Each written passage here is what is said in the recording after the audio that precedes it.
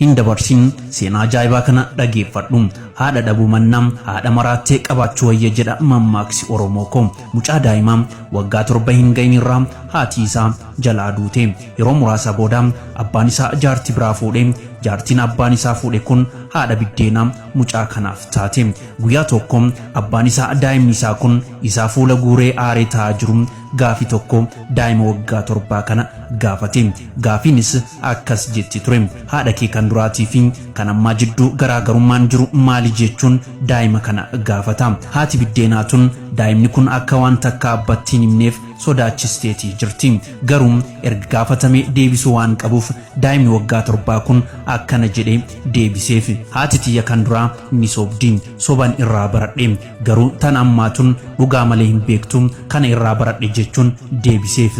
Abbaan isaatis deebiin isaa akka malee isaa ajaa'ibee barnoota gaarii irraa argatte jechuudhaan mee akkamitti irraa baratte jedhee abbaan daa'ima waggaa 7 kana deebisee gaafateen. Daa'imnis akkas jedhe: haati tiyya kan na dhalte yoon bakka akkanaa dhaqxe yoo waan akkanaa hojjette nyaata ta'ee dhugaatii tokko sittiin kennu naan jetti turte. Garuu yeroon an waan isheen irraa na dhorgite kana hojjedhes nyaatas inuma naaf kenniti, dhugaatis inuma na obaasti. Haati tiyya tan ammaa tun ajaja ishee yoon dide akkuma jette san nyaatas dhugaatis naaf hin kennitu.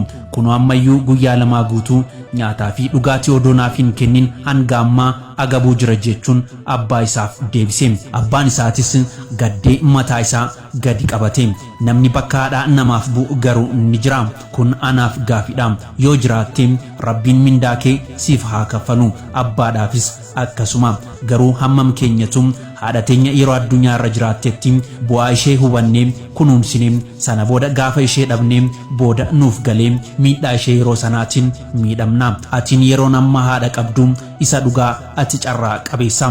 Kanaaf haadha kee yaadadhu, kunuunsadhu, du'aa irraa sassaabadhu. Nama siin gammaddee nama siin haara itti galfattu Rabbiin si haa taasisu. Haadholii keenya waan gumaachanii bakka irraa hin hafne deemanis Rabbiin hojii isaanii hunda toltutti isaanii haala akka'u. Jannatal Firdoosin Rabbiin isaan haa qanani.